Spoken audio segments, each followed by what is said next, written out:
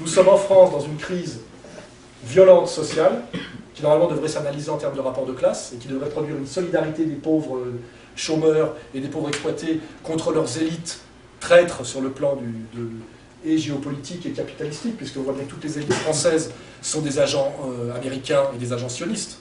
J'espère que vous le savez, ils sont tous sionistes et pro-américains, et à gauche et à droite. Et bien, au lieu que se produise une solidarité, et bien, grâce à l'ethnicisation et grâce à ce travail qui a été fait sur le peuple de France par une immigration forcée, aujourd'hui, on horizontalise les crises, ce qui est la stratégie systématique de défense d'une oligarchie en danger. C'est-à-dire qu'au lieu que les pauvres se fédèrent ensemble, qui sont en banlieue, il y a les pauvres blancs et les pauvres français d'origine immigrée de confession musulmane, au lieu qu'ils se fédèrent contre leur bourgeoisie traître dominante et qui les met au chômage, et ben on les fait se taper sur la gueule les uns les autres par le conflit de civilisation et la guerre de religion.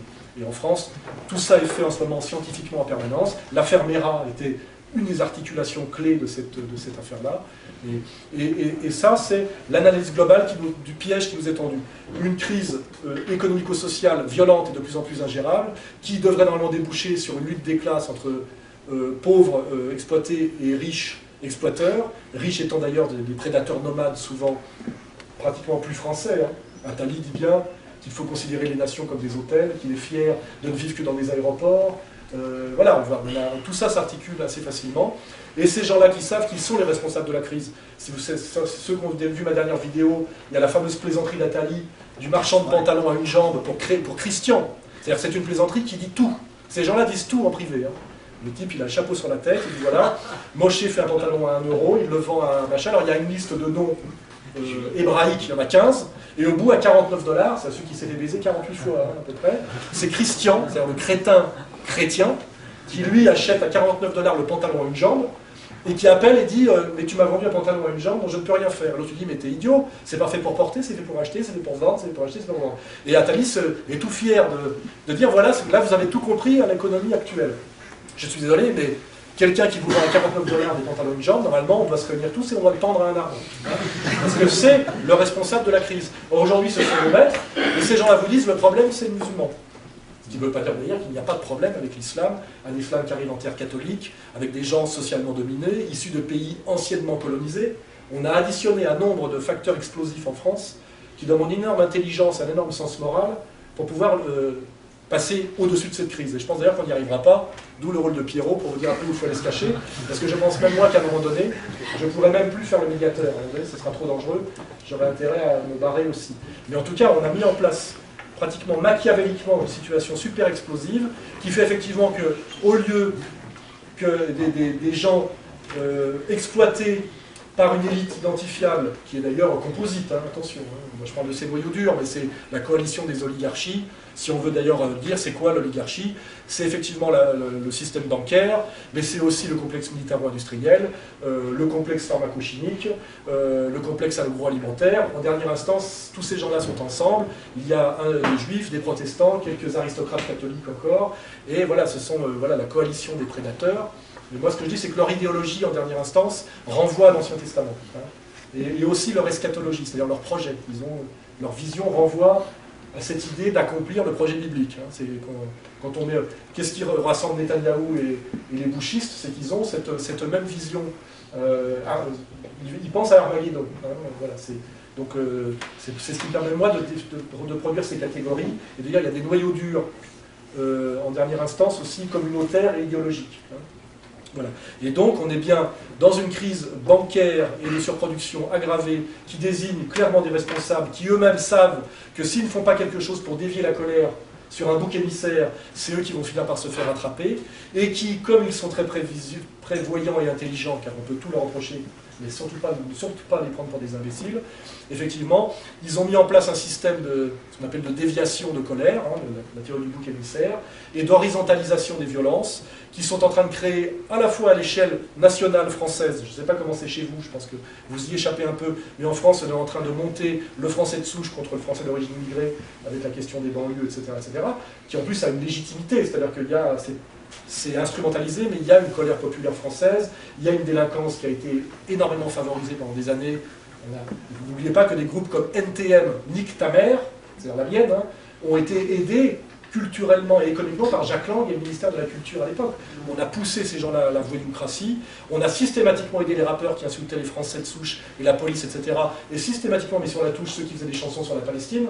Il faut le savoir, le rôle de Skyrock, etc., à qui appartiennent ces réseaux, etc. Et je crois qu'il y a le même constat à faire sur le rap américain. Quand on regarde qui finançait le rap américain, on trouve très peu de noirs américains derrière. Et c'est toujours le même genre d'instrumentalisation.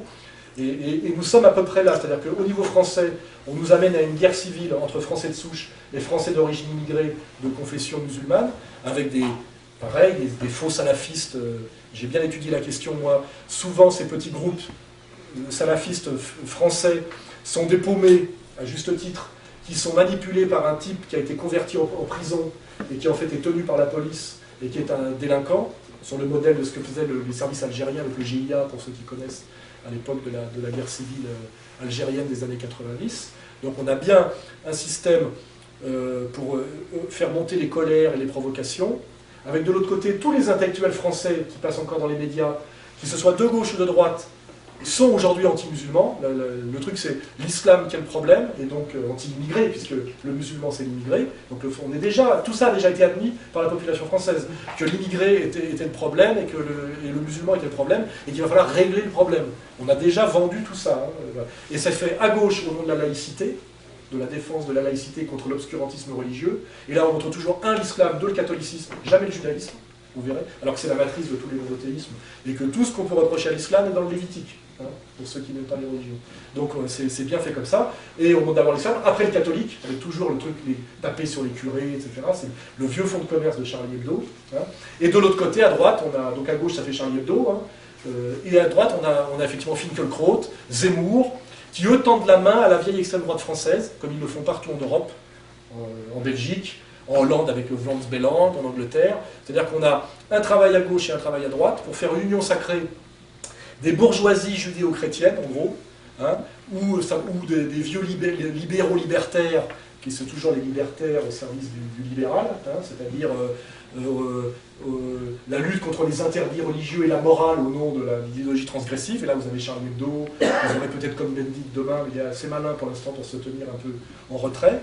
Donc cette espèce de coalition gauche-droite pour montrer effectivement du doigt le problème. Et ça, c'est la situation française. Et on a la même au niveau mondial, avec en ce moment très précisément l'opération syrienne, où il y a la même malhonnêteté, c'est qu'à la fois nos maîtres nous disent que le gros problème au monde, c'est le salafisme, c'est-à-dire l'islam radical, mais partout ils essayent de lui faire prendre le pouvoir, notamment par exemple en Syrie, où c'est un régime en réalité laïque, multiconfessionnel, car pour ceux qui connaissent la Syrie, même s'il y a une minorité alaouite qui a le pouvoir, c'est un pouvoir partagé comme dans tous les pays arabes, car dans cet Orient complexe et compliqué, comme disait De Gaulle, ce sont toujours des consensus. Il ne faut pas oublier que derrière la mosquée, il y a toujours le souk, et qu'en fait l'islam est un empire de commerce, il ne faut pas oublier, majoritairement, ça fonctionne aussi là-dessus, et que vous avez toujours dans le souk les juifs, les chrétiens et les musulmans qui commercent ensemble, et que c'est depuis le sionisme qu'il y a des problèmes, mais en réalité ça fonctionnait depuis des siècles et des siècles.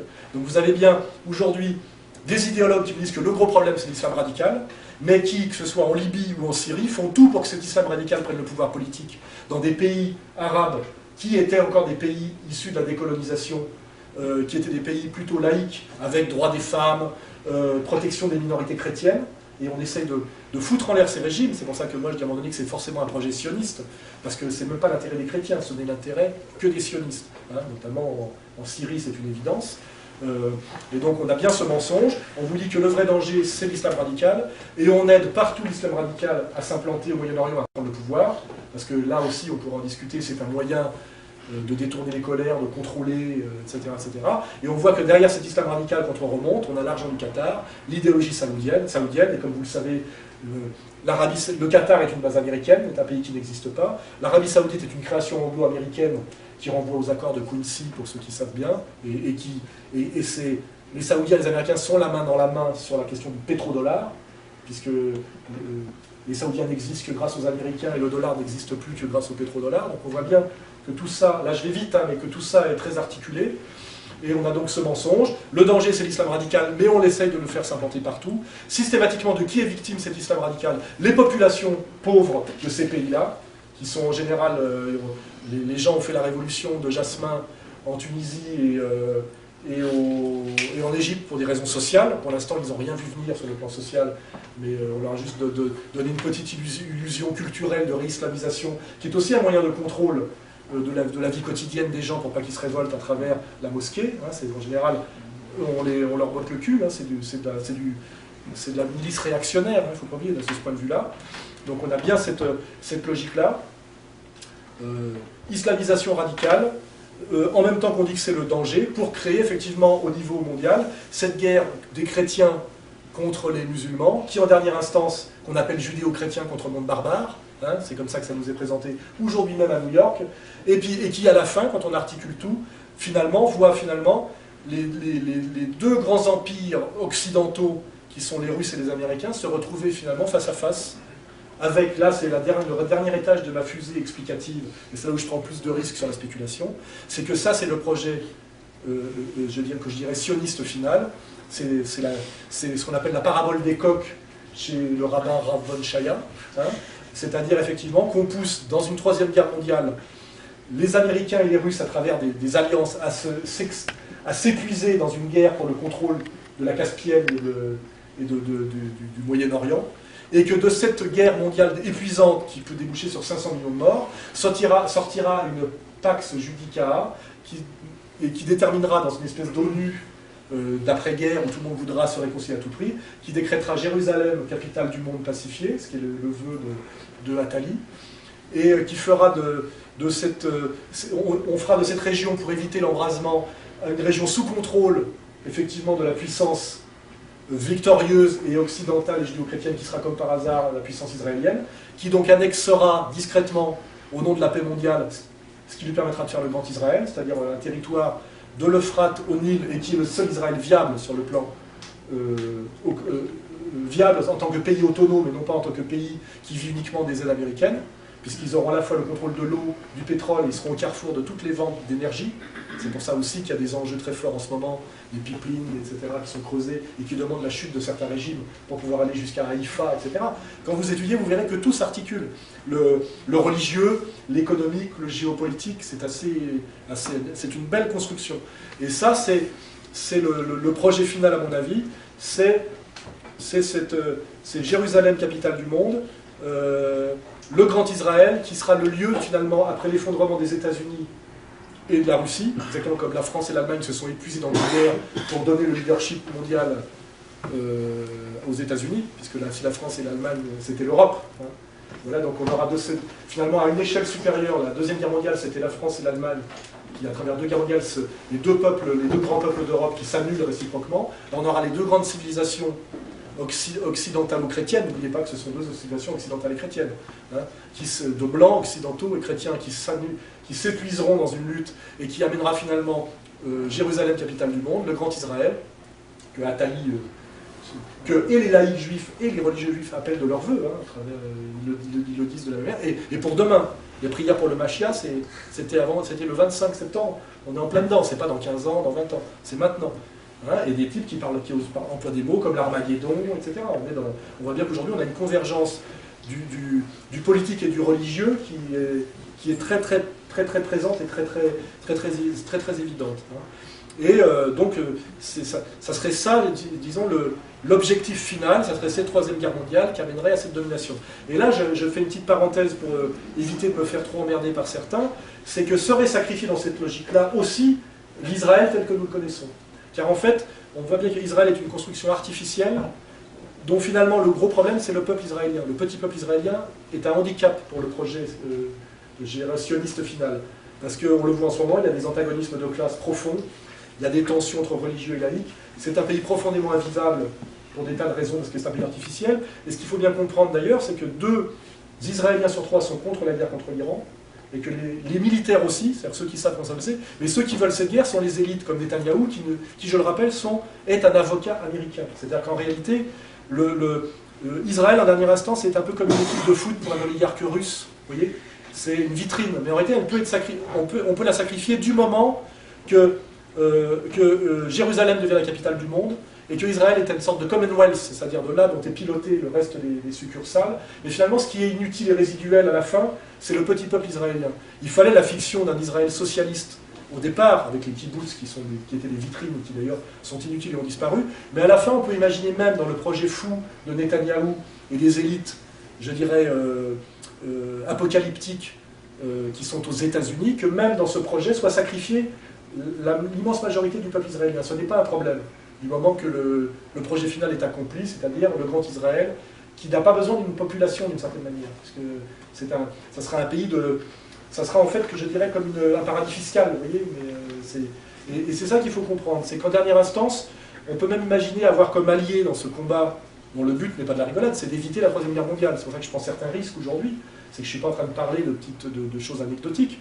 Nous sommes face à un danger de Troisième Guerre mondiale, et cette guerre aura lieu ou pas en fonction de la manière dont nous réagissons à des provocations et à des stimulations qui sont essentiellement émotionnelles.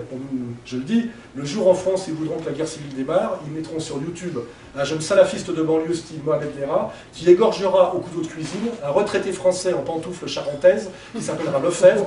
Voilà. Et quand on verra ça, le lendemain, même moi, je ne pourrai plus rien dire. Ça va partir dans tous les sens. Et ça se fait quand on veut. Hein. C'est très facile à faire.